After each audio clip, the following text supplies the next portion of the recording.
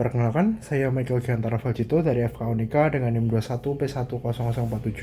Saya dari angkatan 2021 dari Fakultas Kedokteran. Di sini saya akan menjawab atau mengerjakan tugas dari religiositas atau mata kuliah umum religiositas pada hari ini yang bertemakan itu adalah pendidikan yang menyembuhkan.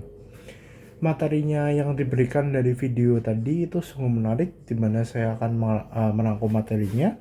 Kemudian saya juga akan memberikan tanggapan dari pertanyaan yang diberikan.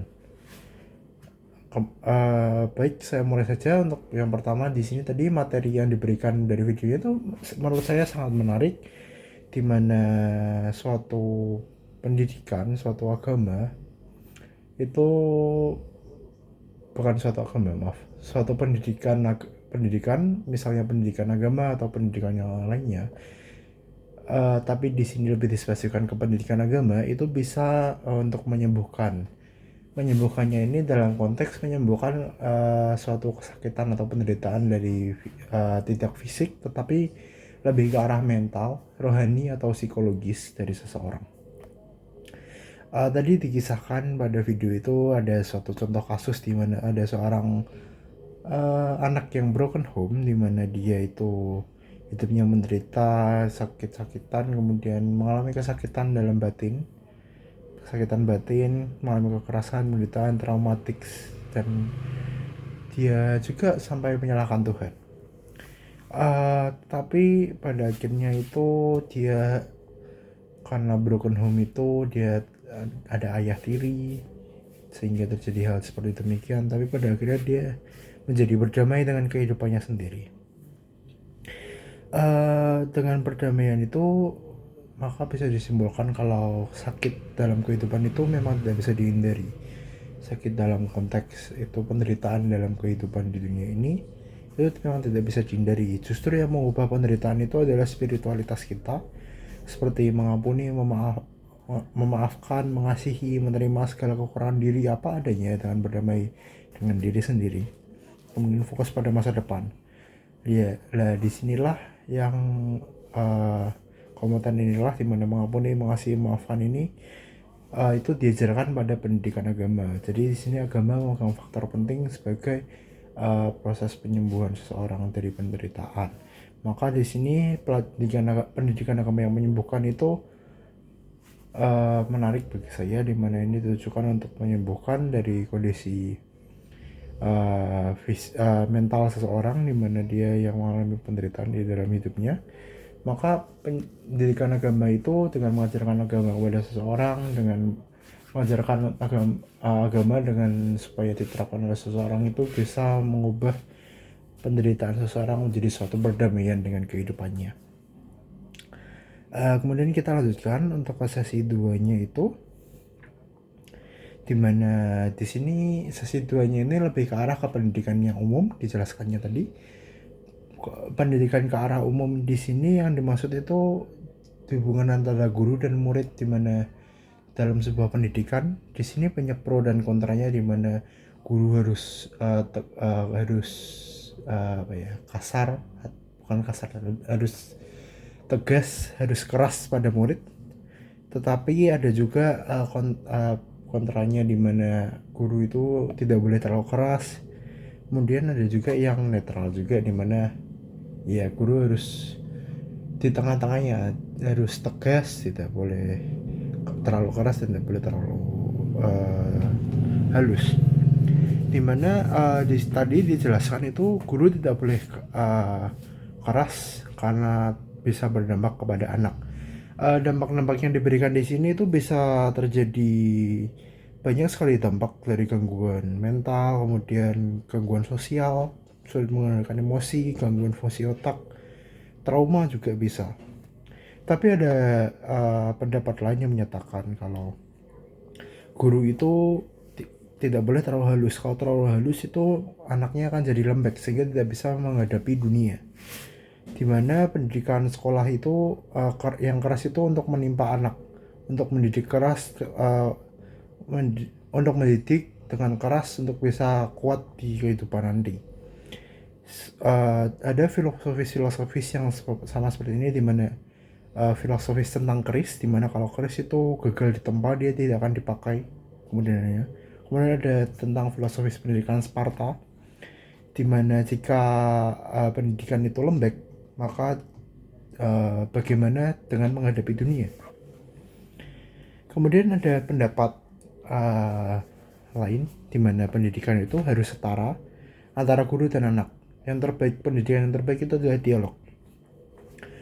Kemudian yang menurut saya, yang netral, yang menurut saya paling baik, dimana dua komponen guru harus keras, itu menurut saya baik juga. Kemudian guru yang tidak harus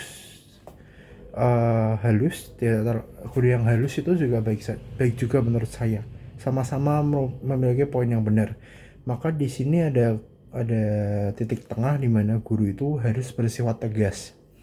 Tidak terlalu halus, tidak terlalu keras juga, di mana guru itu bisa berbicara baik, tidak memarahi siswanya jika melakukan kesalahan, memberikan hukuman itu sesuai ukuran, tidak terlalu berlebihan. Misalnya hukumannya itu terukur, dan hukumannya itu pasti ada maksudnya, tidak hukuman yang tidak jelas diberikan kepada anaknya, kemudian tidak membuat rasa takut dan trauma, tapi membuat anak itu belajar, membuat anak itu sadar dia ingin maju berkembang di masa depannya, harus menjadi lebih baik lagi. Kemudian ada juga yang topik bila siswa itu memiliki kasus, dimana apabila siswa itu terjadi kasus pada siswanya, tadi ada 3 pola pikir, dimana pendidikan harus keras itu pola pikirnya adalah kalau dari awal pendidikan sudah keras, maka siswa itu tidak akan berani untuk melakukan kasus.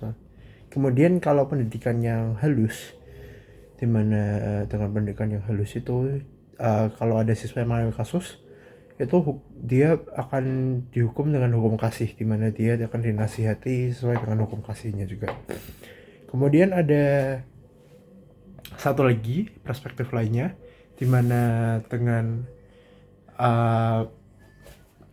siswa yang melakukan kasus atau terlibat kasus ini diharapkan untuk menulis refleksi agar mengetahui latar belakang kenapa bisa terjadi seperti itu, dan juga bisa menjernihkan pikiran dari siswa itu, sehingga dia, kenapa sih saya seperti ini, kenapa saya melakukan itu, dan sebagainya. Kemudian saya akan melanjutkan ke pertanyaan yang akan saya jawab. Sini video tadi sungguh menarik bagi saya, dengan pola podcast yang menarik juga, dengan banyak sekali hiburan juga. Di sini, apakah pendidikan agama menurutmu bisa menyembuhkan? Menurut keyakinan saya, pendidikan agama itu bisa menyembuhkan atau merupakan pendidikan yang menyembuhkan. Dikarenakan dengan berpegangan pada agama, kita bisa memperkuat iman kita dan menjalani hidup lebih baik lagi. Seperti yang sudah saya jelaskan sebelumnya pada sesi video tadi, yang saya jelaskan tentang rangkuman video tadi. Pada sesi pertama di video itu dijelaskan kalau kesakitan rohani atau mental atau psikologis itu, atau penderitaan bisa juga disebut sebagai begitu, yang dalam dunia ini dapat disembuhkan itu dengan pola pikir menjadi hidup dalam kasih, menerima diri dengan apa adanya, dan berdamai dengan diri sendiri. Kedua hal ini beberapa hari ini diajarkan dalam pendidikan agama, di mana pendidikan agama itu siswa juga diminta untuk merefleksikan, menerapkan dalam kehidupan keagamaan seperti yang diajarkan sesuai dengan ajaran agamanya, sehingga memperoleh kedamaian. Untuk kutipan Alkitab sendiri banyak sekali Alkitab yang mengajarkan kita. Misalnya untuk pendidikan menyembuhkan ini, misalnya seorang siswa mengalami depresi atau penderitaan dalam hidupnya, dia itu kan bisa mengubah pola pikirnya dengan pendidikan agama, dengan sebuah agama. Maka pendidikan agama itu diperlukan supaya mengajarkan siswa tersebut tentang agama itu, dan supaya siswa itu menerapkan agama itu dalam kehidupan sehari-harinya, menjadi lebih beriman. Di sini untuk menerapkannya, yang harus diterapkan dari bila ingin menyembuhkan diri dari penderitaan itu, misalnya tadi sudah dijelaskan ada saling mengasihi, mau menerima diri apa adanya, atau berdamai dengan diri sendiri, dan masih banyak lagi. Di sini ada ayat Alkitab di mana dari ayat 1 Korintus bab 6 ayat 20 berkata, sebab kamu telah dibeli dan harganya telah lunas dibayar, karena itulah muliakan Allah dengan tubuhmu. Kita adalah ciptaannya yang berharga. Tuhan mengerti dan menguatkan kita. Ingatlah siapa kita di dalamnya. Di sini kita mengajarkan kalau kita misalnya menghadapi masalah, kita mengalami penderitaan itu, menghadapi masalah sampai kita lost, hilang dari diri kita sendiri, kita depresi, stres. Ini ayat ini mengajarkan kita untuk menerima diri kita apa adanya, dimana kita itu adalah ciptaan Allah yang berharga. Kita harus memahami kalau diri kita itu berharga. Kita adalah ciptaan yang berharga dan Tuhan mengerti dan selalu menguatkan kita. Tuhan tidak akan meninggalkan kita. Dan kemudian maka dari situ yang diajarkan ayat ini itu akan memperkuat diri kita ketika kita kehilangan diri kita, sehingga kita bisa berdamai dengan diri kita kembali.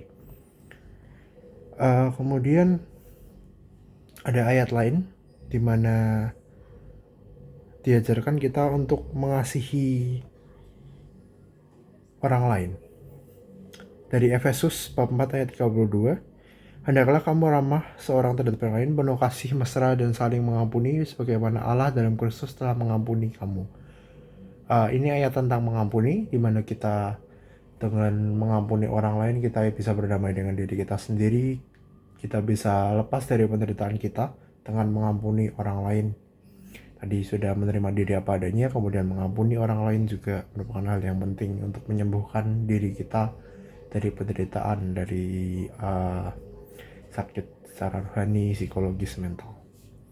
Kemudian yang terakhir itu ada ayat Matius bab 22 ayat 39, kasihilah sesamamu manusia seperti dirimu sendiri, yang mengajarkan kita untuk mengasihi sesama. Pada akhirnya setelah kita mengampuni, kita menerima diri kita sendiri, mengampuni orang lain yang membuat kita menderita. Kemudian kita harus mengasihi sesama manusia, mengasihi orang yang membuat kita menderita itu.